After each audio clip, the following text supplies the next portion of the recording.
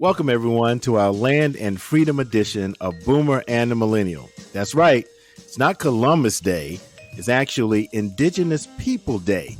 And on this edition of Boomer and the Millennial, we're talking about the importance of land and freedom to people of color. We have two exceptional guests with us today. Mark and Jan Smith, our relatives, by the way, are currently fighting to keep a local railroad from coming through their property that's been in their family for 100 years. We also have our regular segments, including what we're watching, current events, and of course, sports. Go Dogs. And is it true that millennials now outnumber boomers? Say it ain't so. All that and much more on this Land and Freedom episode of Boomer and the Millennial. And I'm Reggie the Boomer. And I'm Armani the Millennial. And, we are back at it like a crack addict. First of all, let me just say this. What? Only you would feel. Now, granted, I think that Indigenous People Day is 1,000% important. Yeah. I just thought it was very interesting that we choose that day of all days to drop an episode. But well, I mean, we kind of been dropping episodes around holidays, right? There's a holiday or something every month, and that's what we should do. We should do one for every holiday. I really felt like this was an opportunity to teach people. Columbus Day, if you don't know, Columbus, he was responsible for genocide and a lot of the things that he is credited for, he never did. So I think that we are, instead of honoring a colonizer, we should honor the indigenous people of this country and also talk about the importance of land and freedom and how I think when we go to our interview with Jan and Mark, you can see how having land in your family creates generational wealth, and that helps generations move and help them, with upward mobility. And generational wealth was something that people of color, we don't have. And so I think this is an important time to talk about it. And we have a great example with Jan and Mark and what they're doing, stopping a railroad to come through their property down in Hancock County. But we're going to get to that. There's this show on Max called Clone High. It's an animated show. It's like an adult cartoon. And it basically you have all of these they're clones of these prominent figures in history. And these clones were put in a high school, they're high school age.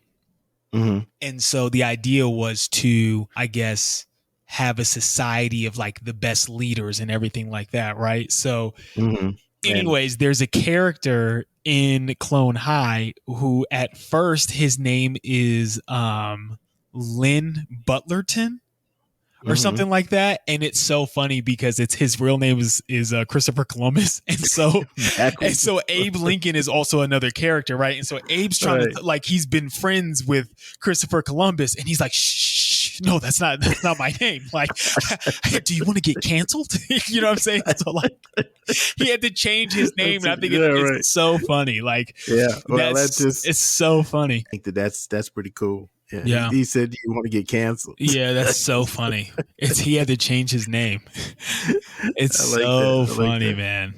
So anyway, we're back. We're kind of back at it, I guess. Like a crack addict, yes. Yeah, well, I wasn't going to say that, but I get it. We're back at it. That's what the audience is used to. Our I fans, know. They know we're back at it. I guess before we kind of get started, we had a little incident yesterday. I want you to know that I'm feeling okay. Yeah, you want to tell them about the incident? Well, we actually recorded Jan and Mark yesterday, and I don't know. I've been out working in the yard and all day in the sun. I guess I just don't know. Yeah, and all of a sudden, toward the end, I just felt kind of sick to my stomach, and then I felt lightheaded. And then, let's also mention that because we were recording, you had a light shining directly on your face in your head, which you're bald, and that doesn't help. So that's the AC was off because of the noise. Exactly, and you weren't exactly drinking a whole lot of water. No, I did. So you were probably dehydrated. There's a whole lot of things going on, but and then I felt lightheaded. So you handled the end of the interview for the most part. I did come back, and I kind of laid down. Your mom asked me if she need to call 911. And so when you're kind of like, you don't know what's going on and yeah. And then like right after I said that, I started feeling better. I was like, nah, that's okay. She was actually on the phone with them. You're And such she yeah. said, send them ananyway. And I'm like, oh, okay. Oh my So goodness. fast forward, and like an hour and a half later, they come knocking at the door. It's like, it's a good thing I wasn't in distress. Yeah, yeah. Well, But I'm fine. I'm glad you're okay. So yeah, my blood pressure was actually right on target. Pretty cool. Wasn't high. Good. Yeah, well, hopefully that doesn't happen this time. Hopefully you've drank some water. Yeah, I've been drinking water all day, but I'm actually there you go. Decaf coffee. So okay, that's probably not the best way to at 7:30 p.m. Wow, decaf. It doesn't matter. It doesn't matter. Well, it doesn't matter. I'm talking to a barista. Yeah, yeah, exactly. It doesn't matter. It's like doing cocaine and talking to your drug deal. I mean, with cocaine, and you're like, no. Well, listen, that ain't the case. Look, I feed America's addiction. Okay, remember, caffeine is a drug, so technically, I'm a drug dealer, low key. So what you're telling me is that decaf, there's still. No, your mom says this all the time. She says it doesn't. It's decaf. There's still, there is still caffeine in it. I mean, it's not as much, but there is still caffeine. Now, if you were drinking blonde espresso, I would be concerned for your life. Yeah. And one of your shows we're going to talk about later on, but Found. Oh yeah. Well, I mean, by the time this comes out, it will premiere. So you got 13 episodes. Right. Well, a couple of things just to shout out to your Aunt Regina and condolences because she lost her dog Allie. 12 years. And you were out there when you stayed with her. Yeah, we were the Cali squad. Your dog Winston. The Cali crew. Yeah. She still has Finley, but we sent a little care package. So yeah, I saw that. It was nice. We just sent Finley a bunch of tennis balls, but we sent Aunt Regina. We sent Aunt Regina a wind chime. It was a really nice wind chime, which it was expressed that she loved and has never had a wind chime before. So there's a first for everything. Yeah, we just want to mention that. And also, on a more celebratory note, my goddaughter, Leslie Hart, is getting married at the end of the month. Okay, in Savannah. Yeah. It's going to be a big deal, man. Represent. Please send my love, or I'm sending my love with you guys. Very happy for her. So I guess current event. I just want to leave with this: the Brookings Institute, which is a think tank, shows that 50.7% of the U.S. residents were under age 40 as of July 2019. Boomers are now second. When did that happen? I guess you get older, you die. There ain't no way you can go, but in the ground. Okay, peeling off. We just peeling off every year, right? I'm sorry. Congratulations. Thanks, I guess. For millennials and Gen X's and Gen Zers, you all now in the majority. So, get to work and fund my Medicare. Okay. So that's what. Okay, we'll do. So get busy. That is crazy. So I'm sure it was. What? Oh, I'm sorry. I was gonna say I'm sure it was bound to happen, but it's probably crazy to see it happen in your lifetime. You know what I mean? Yeah. I mean, we were in the majority for so long. With my lifetime, it was inevitable. But So but we've turned that corner, and I guess at this point, look, we know that statistic is not going to go up for boomers anymore, right? It's just going to get 50.7 now. Next time it's going to be 52%. I'm just glad you're still around. 60%. That's all that matters. Thank you. You're still in that percentile. I'm still in the 49%. There you go. That's all that matters. So hope to be here for a minute. Do you know anything about the government shutting down? Well, it's not. I did see. I saw that it was going to at the 1st of October. And it didn't. And I think we have 45 days or something like that. Oh, yeah. Before, come on now. Yeah, I saw it on Twitter. Yeah, Okay, okay. yeah. Wow, it I made saw that Twitter one on or Twitter. X. It made X. Yeah, I'm sorry, X. I'm Yeah, never calling it X. But yeah, I did see yeah. that. I didn't read too much into it because I also feel like when is our government not shutting down?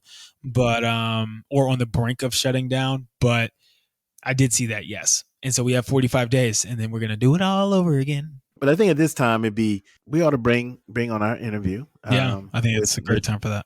with Jan and Mark. Let me just preface kind of what's going on here. First of all, Mark is my first cousin. His mother and my father were sister and brother, and so I grew up with Mark. I grew up going down to their farm in Sparta, Georgia, many years ago, Many moons and ago. many moons ago. And that farm has been in their family for some 90 plus years, about 97 years. A lot of black farmers have lost their property over the years. And so for them to still have this in the family is pretty remarkable. But recently, there is a small railroad in a town about 10, 15 miles away in Sandersville, Georgia. And the owner of the railroad wants to put a spur through their property and the property of 18 others. And it affects really the entire community where Mark and Jan live. And this particular spur would deliver would go to this huge quarry that's like a mile down the road. It's like I never seen anything like it. It's just huge, big old hole in the earth, and they would be transporting granite and asphalt. And you'll hear this from Mark, but in Jan. But anyway, they are retired educators. They're also veterans, and they have really organized the community to move against this railroad. There's been a lot of intimidation, and they've been fighting it, and it is really a remarkable story. It's gained national attention, and we hope that you will spread the word. We're going to have all kind of links on our website pertaining to this. But with that being said, we'd like to go to our interview with Mark and Jan Smith from their home in Sparta, Georgia. I do want to, kind of give folks who are listening who may not know about what's going on down in Sparta, Georgia, which is sort of, well, you consider that central or southwest or southeast rather. What is it? Central Georgia. Middle Yeah, Georgia. yeah. Middle Georgia. I know Mark, you and I, we grew up together. You're my first cousin Yeah. because your mom and my dad were brother and sister. So I wanted to just give some context about the significance of the land. And Mark, this is a little bit for you because I noticed in the CBS special that was done and some other articles and things about what's happening there in Sparta, which we'll talk about in a little bit, is that one of the highlights is the tractor that you still Yeah. use. I mean, Yeah. the tractor is, I don't know how old, but I just kind of wanted to talk about the context of what this land means to you and what it means to it being in your family, because the tractor is what, I don't know, is 50 years It's a old or it's a 1946 model. oh my So that makes goodness. it 78 years old. Wow. It's amazing it's still running. It is, but but my father, he was a good steward of the land, of all of its equipment, and that's why we're still able to use the things that he had, Mm-hmm. including the old tractor. Now the tractor, now there is a story of where it came from. The Okay. daddy was stationed in Italy at the time.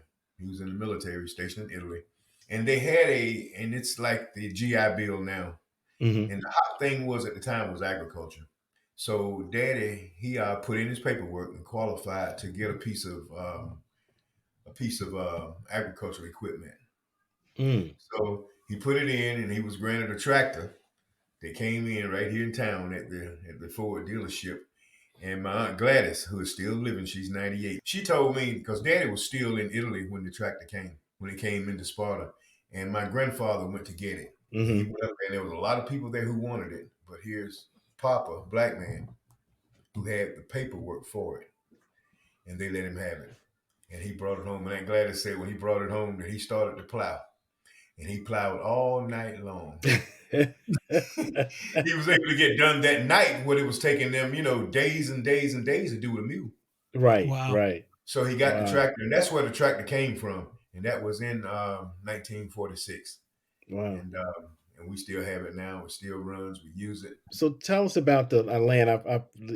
And I didn't know this because when you're a child and you go and you visit, and we'll talk about memories in a bit. But Yeah. I never really, I just knew it was great coming to the country and hanging out with y'all and playing in the barn where the hay was, and Hmm. just being in a whole different world, Yeah. but not knowing that this land was in the family. I mean, what is it, 100 years now, or close to 100 Um, years? Papa obtained this property in 1926. So that Wow. makes it 97, almost 98 years ago when he got it, which Mm. is very unusual for a black man during Jim Crow. Hmm. Right. During the Jim Crow and during the Depression, that's when he was able to get this land. And of course, it's been a struggle through all of these years to hold on to it. And that's why this is so amazing. Now we're here. We are 96 years later, Wow. and Yeah. we're Yeah. still tough, still fighting to keep the land. How did he come to get the land and back in the 20s? And Well, the story was that the land was for sale. Papa didn't have any money, but what he had was he had a green thumb, and Mhm. so what he did, he leased the property, Mm. planted planted cotton on it. Now cotton was big. I know you've heard Yeah. of that before, Mhm. you know, King and Cotton, so he, yeah. he planted cotton on it and traded the cotton for the land. And Mm. that's Wow. how he got this Okay. place. That's how we got. Okay. Wow. That's a long story there, how he did that, and then, like I said, been able to keep it all these years. I know that in one interview you talked about it, and as we talk about land and freedom even today, because as you mentioned, people of color, black folk in particular in this country, ever since the 40 acre and a mule that really never happened. It was in the South, it was all about land. In the North, it was about the right to vote. But Mhm. here in the South, it was all about doing Reconstruction, and in particular, was all about land. The trend now is that black folk owning land, and in particular farmland, are just that's you don't see it anymore. I mean, it's Oh, every day, every year, mhm. someone is losing their property, Right. and the fact that you're able to keep it. But one of the things you mentioned that really stood out to me was that how this land and the property and where you are helped upward mobility, helped Yeah. education, even today, right? With Even your today. children. Can you talk a Right. little bit about how that land and success kind of go hand in hand? Well, with Papa, he was able to catapult his children forward through the property. And just being able to make money with the property. It's a financial boom to be able to own, and it still is to be able to own property if you're willing to work with it. What Papa did was he was able to help his children. They didn't stay here. As a matter of fact, Daddy moved to Rhode Island. Oh, I didn't Rhode know Island. that. Yeah, he moved to Rhode Island, and then he moved to Springfield, Massachusetts, and then he went in the military. Daddy didn't come back here until he was in his 30s. I did not know that. Right, he came back when he was in his 30s, and he wanted to come back because of the land. He knew what he could do with this, Hmm. just like a lot of people did, and that's the reason that a lot of people are trying to take land too. You know, Hmm. they knew what they could do with it. They knew that they didn't want us to have it either. Right. But going forward though, even more happened. I know more about when Daddy obtained the land from his father.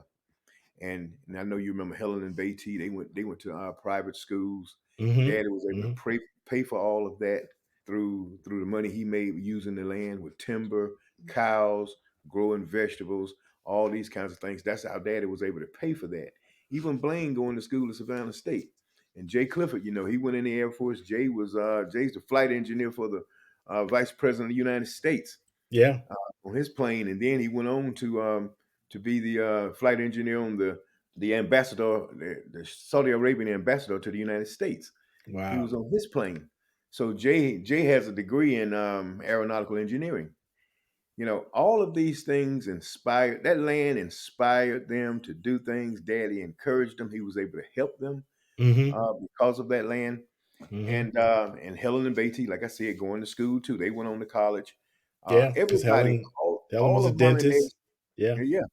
All of mom and daddy's children, right, have advanced degrees from what mom and dad were able to do with that land, Mm-hmm. to be able to help, with money. What are Yeah. you writing?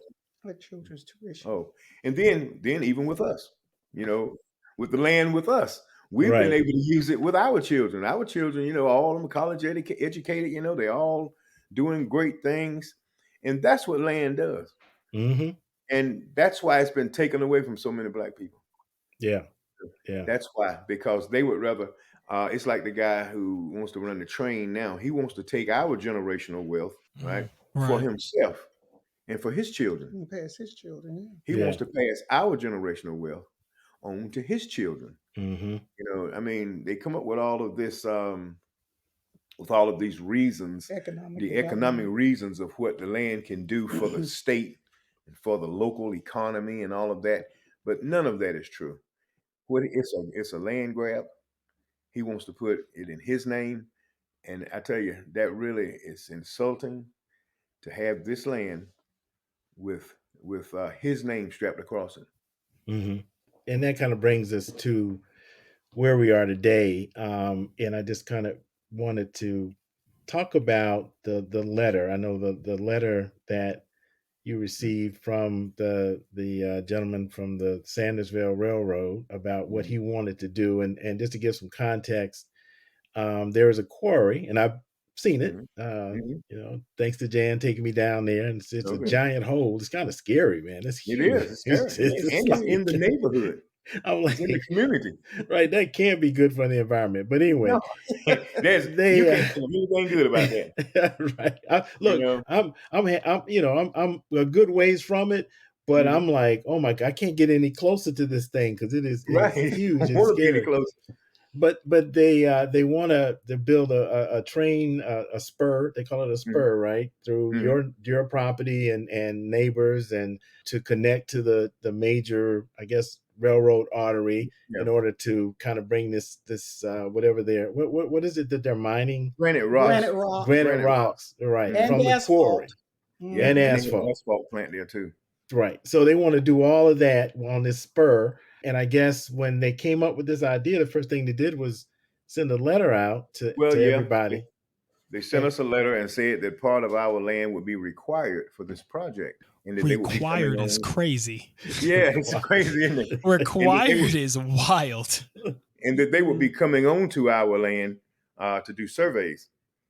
And so I sent him a letter back and told him that they had no permission to come on our property like that. And he wrote me a letter back and told me he would use the sheriff's department to get on our land. He said that the state of Georgia gives him the right to eminent domain, which isn't true.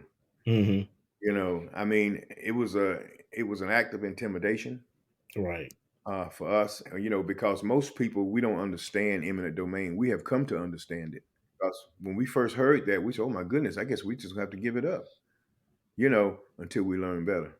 Right, that he was being intimidating with all of the stuff that he was saying. But what I want to interject this in Amandi and Reggie. When we got the letter, we received the letter April of 2022. This is how long this has been going on. This letter arrived, no prior phone calls, no knock on the door, no let's have a community meet and greet. We still haven't had one to today. No, never. Just, this is what we want. And attached to it was a form letter requesting our mortgage company, if we had mortgage liens, financial information. Wanted our financial information. This is the way it was introduced to us. No mention of eminent domain, no mention of we're going to purchase this property from you. Just, it's required. Yeah, I would think that if with something like this, the least you could do is show up at your door. Right. To each person's, knock on the door, meet you guys and that sort of thing. I mean, this sounds like it's coming out of an old Western movie. Like there's a 1800. tycoon that's coming, that's rolling into town, and he wants to, Armando, put the railroad in to make money. That's yes, exactly like, you're gonna come yes, on our Yes. land. I don't think Yeah, so. right. Like that is exactly what this sounds like, which is insane because it's been in the family for generations. Mhm. So this this person sounds like a Disney villain. I don't know what's what's going on here.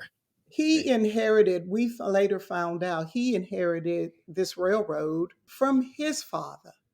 All right. And they were Okay. established in the 1800s. And Okay. that is the way they operated. I They hadn't see. moved out of Washington County since then. Right. This is the first venture Right. outside of the county. They're a short line railroad. I see. And that is how they operated. You are absolutely correct. They had, And so therefore the pushback is just something's been mind-boggling, I know, to them because he in fact said that, and we have newspaper articles, things he said even now, that he was going to lay rail in January of 2023.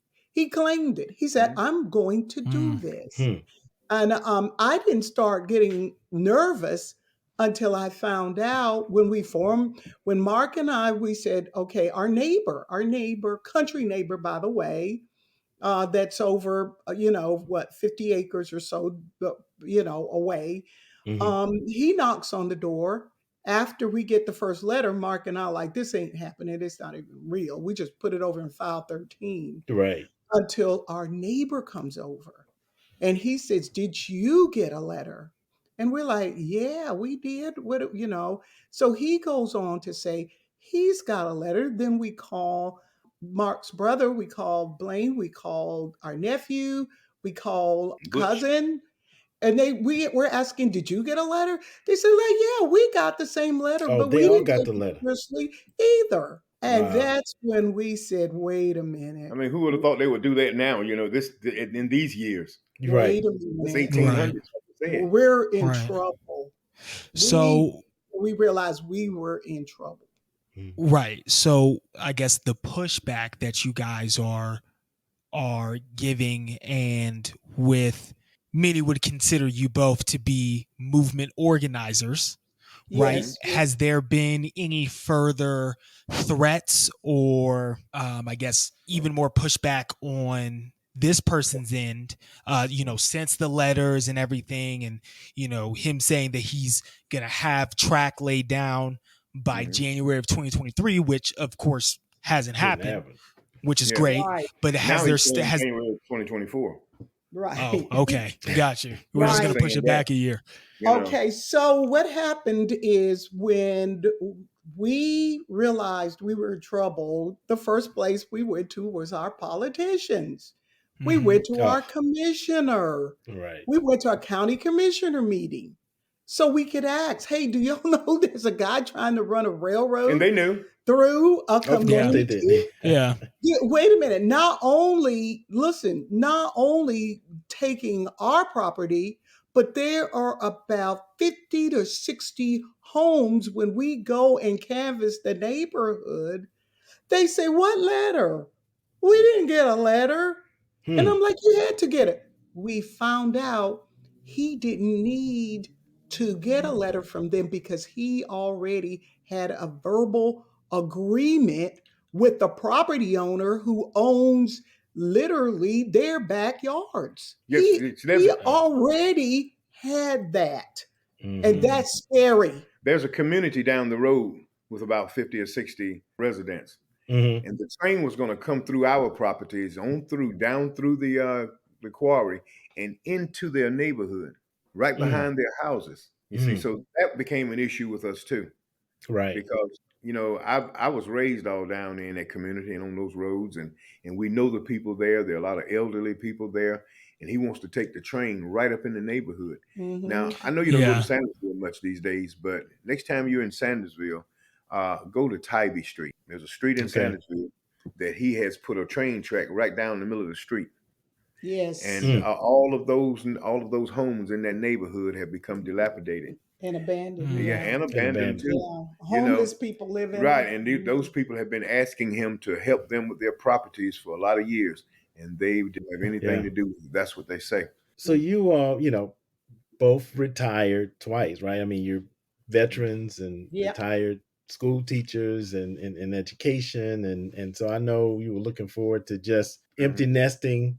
Oh, the kids yes. are the kids All of are that. out, Yes. right, and maybe doing Yes. some traveling or just working in Yes. the farm. And we've been Yep. down there and seen all the gardens, and I mean, it's just really great. Now I know when we came through the last time, first thing you notice is about at every 10 feet there's a no railroad sign. And so you all went from, as Armandi mentioned, now you're like movement organizers. You have rallied the troops and brought the community together, and you got Yes. t-shirts and you have rallies, and you bring, you got other organizations involved in this Yes. Yes. process. Yes. Yes. um Yes. to Armandi's question, are you concerned that these folks will use more intimidating things to sort of, I don't know, I want to say scare you, but Well, just snuff to you kind of out. discourage now you? we do consider Yeah. that. We become a little more security conscious. Yeah. About what we do. So yeah, we don't we've never been physically threatened. Right. But we are aware of that.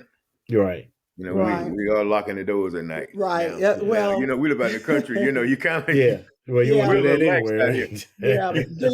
Yeah, what we had to do first, Reggie, is we had an organization. They're called the Ogeechee River Keepers. When Mark went to the courthouse and he literally gave us an appeal to the commissioners to help us, and the only thing they said was, "Well, we can't do anything to help you. That's a legal issue. You need to get an attorney." And we're like, "An attorney to fight a train? Are you About serious? your own land. About your But your land?" own land. You're right. Yeah. I'm like, no, come on now. What about your attorney? Help us, help us. When we realized that they, one, already Not gonna help. knew, two, weren't going to help us, we came home and you talking about just deflated, defeated.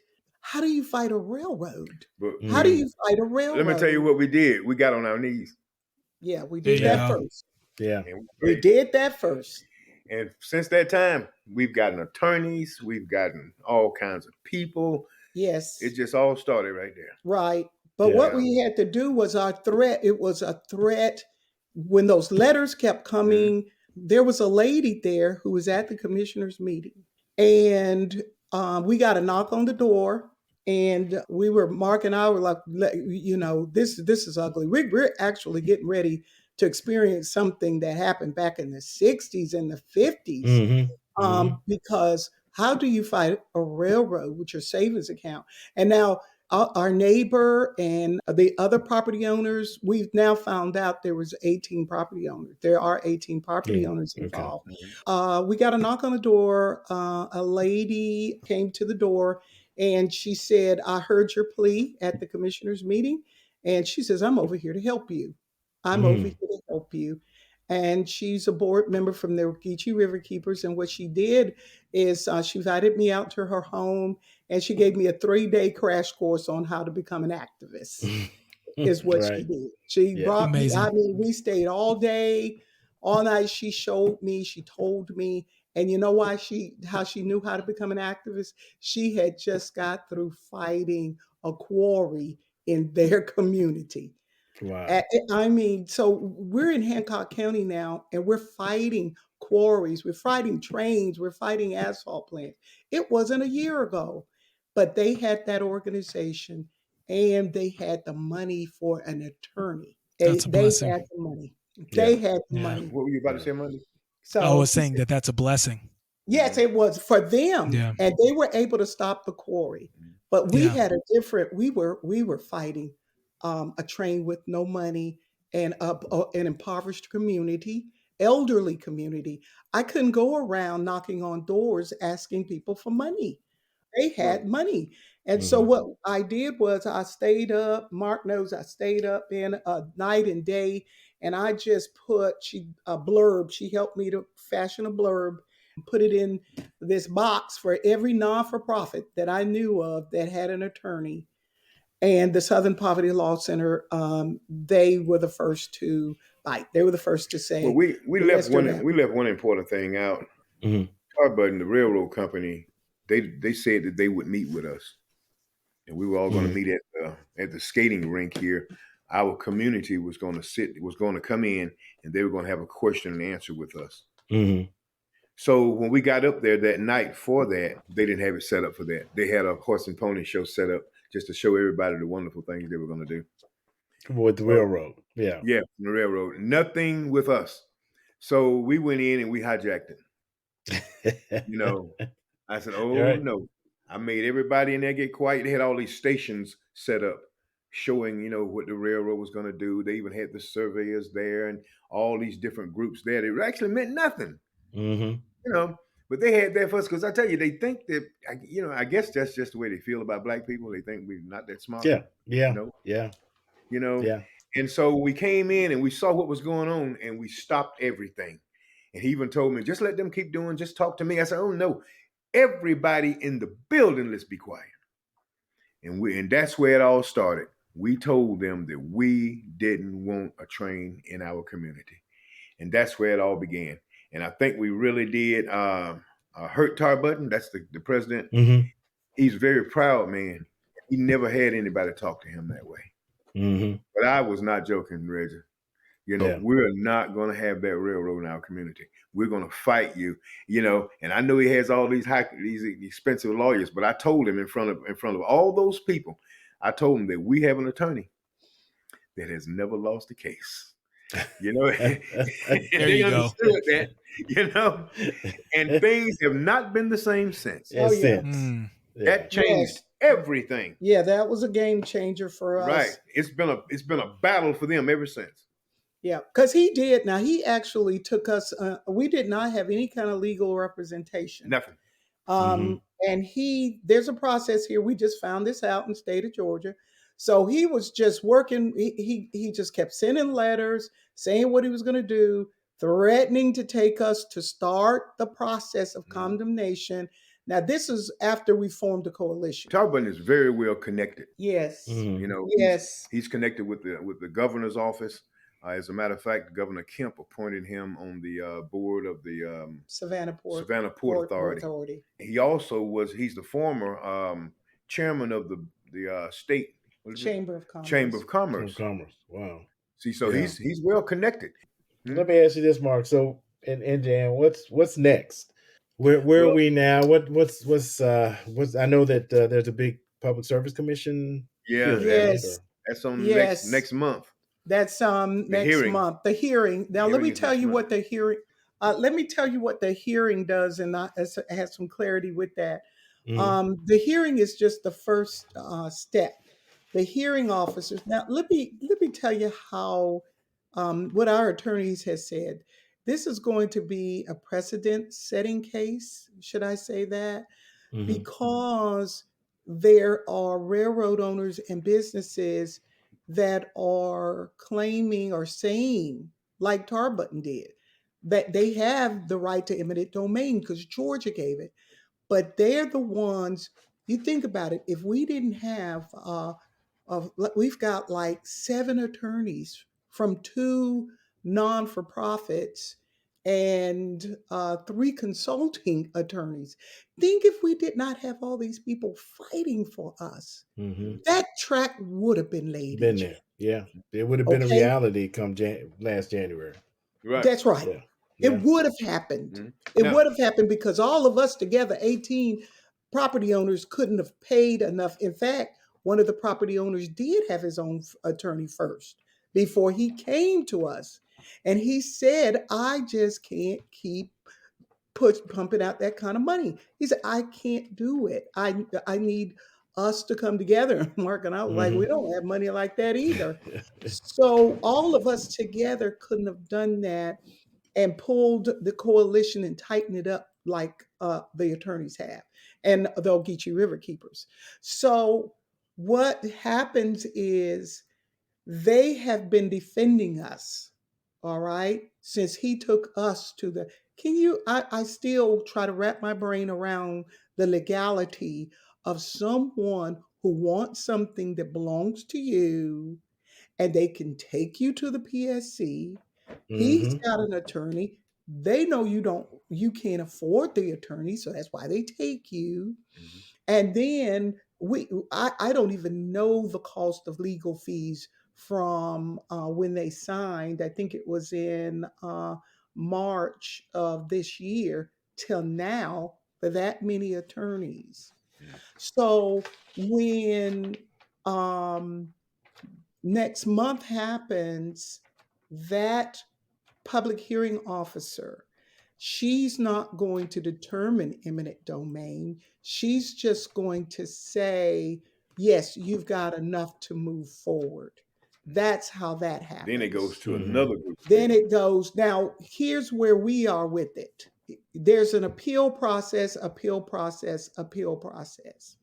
I told Mark, and I've told our coalition, and I've told our attorneys, we're going to claim the victory because that's going to be hard for him to pull that out with that many. We have had subject matter experts on trains coming here saying from across the country now, from not from Georgia, from across the country, subject matter experts saying it's not feasible.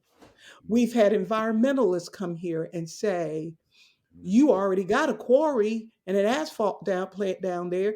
That's environmental injustice. And we already Mm-hmm. have a train and a quarry in operation. So we've got two trains. We have one train, two quarries, and an asphalt plant in a Black community within 5 miles of each other. Okay, Wow. Yeah. that in itself is crazy. All right. Mm-hmm. Yeah. So Towel. that's what's going to happen in November. And we want to go for the win. We want to go for her saying, It goes no farther. I don't see where you got it.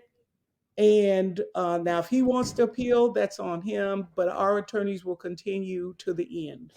It can go all the way to the Georgia Supreme Court. Now, I have a question for you. Mm-hmm. Since we've been doing these interviews, Mm-hmm. people have been writing in on the comments and they've been asking what could they do? Mm-hmm. And, yeah, what could they do to help? Mm-hmm. And I've always been thinking in terms of money, attorneys, and things like that. But I found out that the viewer, and I can give you this information, I can text you this information so that you can let them know, but they can actually go to the Georgia Public Service Commission. It's a very short little URL. It's psc.ga.gov. And as soon as they go there, that first box will come up and it'll say public hearings and public comments. Make it really easy. Public hearings, public comments. Mm-hmm. And then once they see that public comments box, they can go down. They have an electronic portal. That you click on it, it says it's an electronic portal. Mm-hmm. And it's in blue. It's in that paragraph. And a form pops up. Okay. That will be filled out, which is very simple. This form is very simple. You just put your name in. They have, that required, how they have a lot asterisk around. They have you just put your name in there, your email address only if you want a response. Mm-hmm. You don't have to put your email in there. And then they have the docket number, which is very important.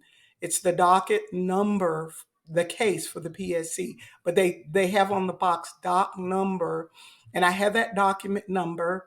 And then there's some more boxes that you just don't have to fill those out. The most important one is that document number. And then they have a box for your they say, do you support? Are you against? I'm just here for comments. Really quick check box, and then you write your comments in. And Okay. then in that comment, and you and Amanda can go through it. You can see how easy it is to how to tell the viewers how to do it. And then when you make those comments, that's what helps us because they actually read every one of those comments. It is the Public Service Commission. So you've made that comment. They're going to read it. They're going to take it to heart.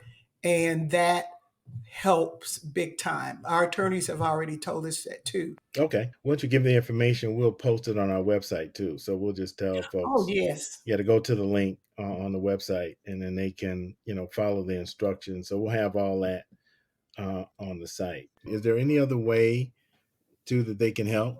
Well, if they're in the area, they could come to our rallies at the courthouse on the third Saturdays. We have our prayer rally on third Saturday at 11 o'clock. If they're Saturday. in the area, you can come Gotcha. and support us that way. They can donate to our non-for-profits. Our non-for-profits, they can donate to the Geechee River Keepers, Southern Poverty Law Center, the Institute for Justice. Those are our three major non-for-profits. So that would help out tremendously. And pray, just And pray. Yeah, Pray for absolutely. us. Pray for us. Absolutely. Gotcha. But we give God all the glory for where we are right now. It's looking real. To me.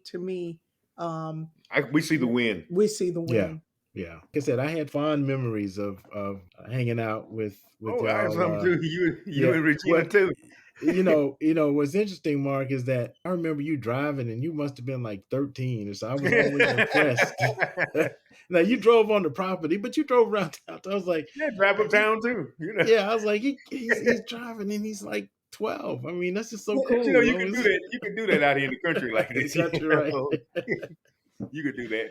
So, Are they here? but all of that fits in with this property down here too. You see, every bit of that. Learning how to drive early and playing around with tractors and things, and then just learning about land and growing things, and we still grow stuff now. Thank you guys for coming on the show and just expressing your passion for fighting against this railroad. We support your cause. We hope that the listeners of Boomer and the Millennial, I'm sure that they also support your cause as well. So we just thank you guys for coming on the show and thank you just sharing with us. Absolutely. And we'll continue to update everyone about what's going on.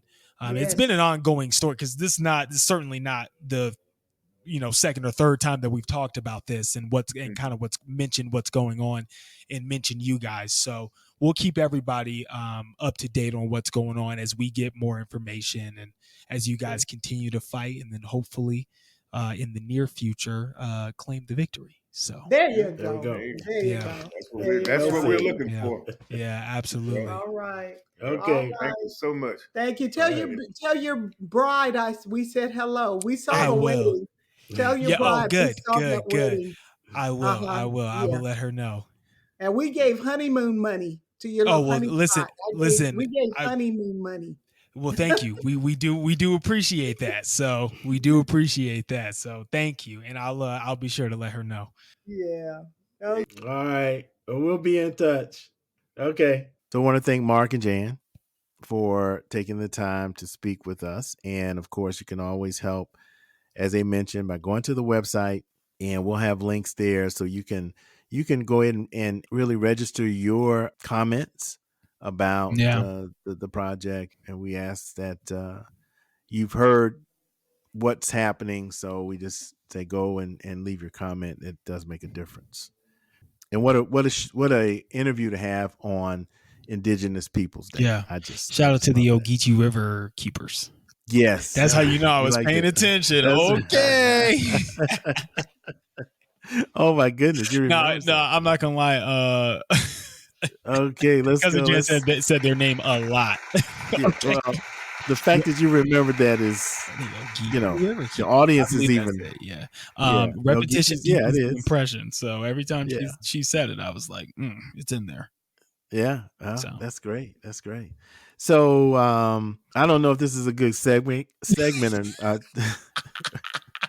no, wait a minute. Yeah.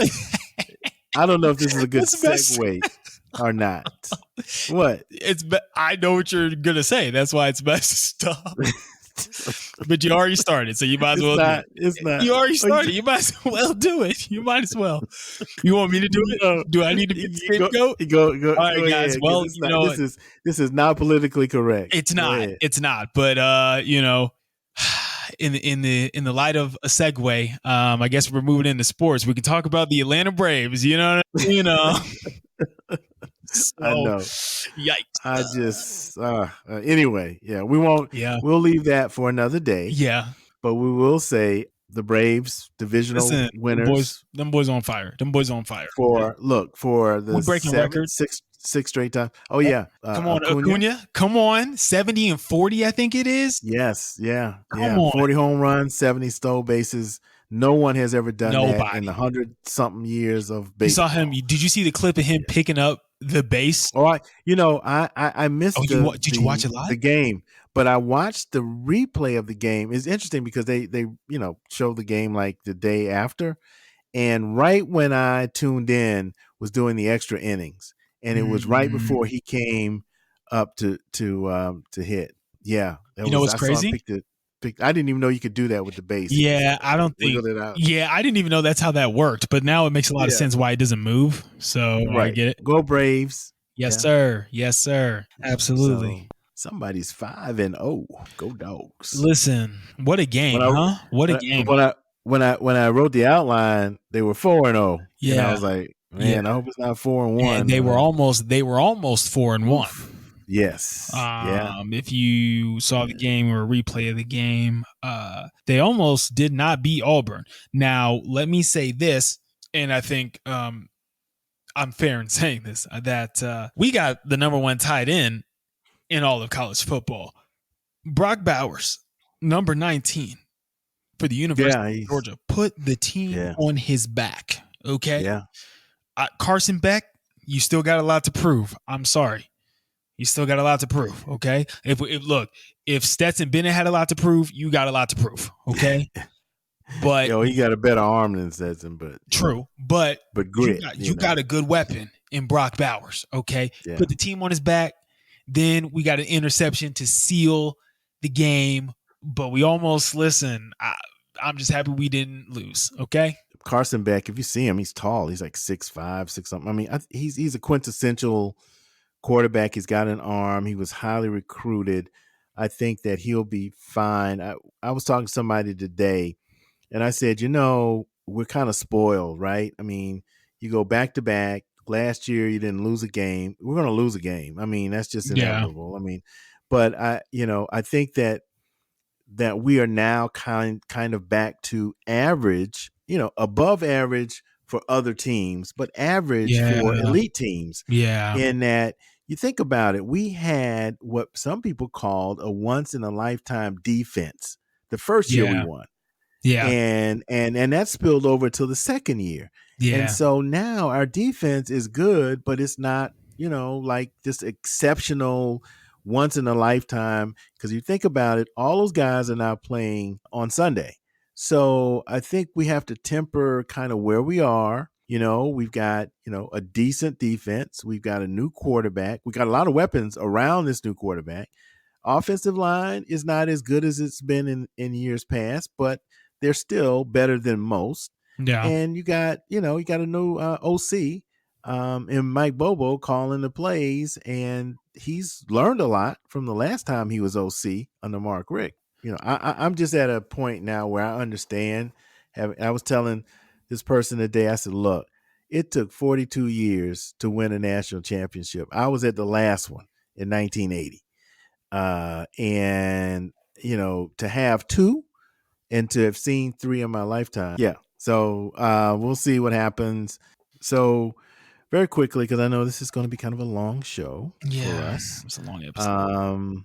The Falcons played the Jaguars in London. They played in London, bruv. And lost. So we need to draft a quarterback. USC's quarterback, man. Oh, yeah. We need Caleb Williams. That's who we need. Okay. Shador Sanders, somebody. Please. Yeah. This is not Carson Beck, please. Somebody. Yeah, right. That's Bennett. Give us Bennett. Please. I watched the Falcons. I'm not tied to them emotionally. So, it's like, hey. So, I mean, listen, everybody same old. knows that right now the hottest thing in football is Travis Kelce and Taylor Swift. Oh, this is true. So, This is true. that's all She anybody's looks a ever little talking old. about. No, they're about the same He age. looks kind of. Are you serious? Because Yeah. Travis, like, he about 40. Yeah, that's the mustache. That's what it is. Is that what it is? Yeah. They're about the same age. Okay. Yeah. He just looks a lot older. Yeah, this is a whole thing. Like, I mean, for now, I mean, I don't know. We'll see how. True, Taylor might just be having her fun. To be honest, with you. Well, she's Taylor Swift. She's Swift. I mean, she can do whatever she wants, I guess. So, right. And her Swifties. Yeah, is that what they call? Yeah, don't upset the Swifties. That's got more play than the Falcons have this season. Absolutely, 1,000%. No doubt about that. So, we talked about what we're watching. What we're about to watch come tomorrow is your show, Found. After The Voice, I want to say... Is that 10? I think it's at 10. It's either 9 or 10. 9 or 10. Eastern time. Yeah. Found. Yes. Great. On NBC. I mean, I've been seeing the promos on just about everything. Man. We got it. There's a billboard in LA right in front of the Writers Guild office. Oh, really? Oh, wow. Yeah. All right. So I'm looking forward to seeing that. I don't think we need to. It's kind of a. Not it's basically about this woman who gets hired to find missing people who go under the radar. So people who are part of the LGBTQ plus community, people of color, marginalized individuals. There's even an episode, an Indigenous Peoples episode. Oh, okay. Now. I'm not going to tell you what happens in the episode, but that was a good one. That was a good one. A little annoying to shoot, not gonna lie, because it was outdoors and cold, but very cool. And I will tell you where I was in one of the scenes when it airs and you see it, and I'm gonna be like, somebody had to cue them, and that person was behind that tree over there, and that person was me. So yeah, cool. Yeah, no, it was. I mean, it was. Yeah, I mean, this is such a cool thing. Yeah, I mean, it was such a great project to work on. A lot of people worked really hard on that. Shout out to NK, who is the showrunner, all the producers, all the writers, all the actors, and the crew members. Everybody. Yeah. I mean, we worked really hard on it. So please check out Found. Right now, the twist is that she's using the help of a guy that kidnapped Zach her from Saved by the Bell. Saved by the Bell, yeah. That kidnapped her when she was a child, and so she has. Yeah, she was kidnapped. She was kidnapped when she was a teenager. Escaped, right. And now the twist is that she has her kidnapper trapped in her basement, and sometimes helps her with cases, which was going to be revealed at the end of the first episode. But that was something that I found out that when one of the trailers came out with both Mark Paul and Shanola Hampton being the star of the show, they kind of had like a cool like trailer where they're kind of going back and forth and everything. And so they reveal it in the trailer, which I guess they felt would be best for ratings and to get the audience. So which makes sense. Yeah. And you find out at the end of the first episode. So you might as well just. And there are other shows like that, so this is a different twist to that. Exactly. No, it's good. Yeah. It is good. It's probably one of my favorite projects, if not my favorite project that I've worked on. Oh wow, that's because you worked on a number.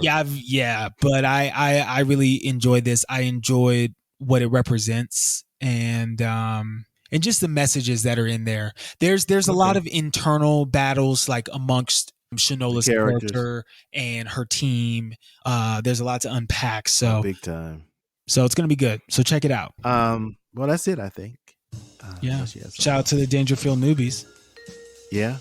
In concert coming up. Saturday, October 21st at 9 p.m. at Club 529 in Atlanta. So come out, you know what I'm saying? Check out the Dangerfield Newbies. Shout out to them. They do our intro and outro music. So Yes. And we have a link to their music on our website, boomerandthemillennial.com. Boomer and the Millennial. You got to spell it all out, .com.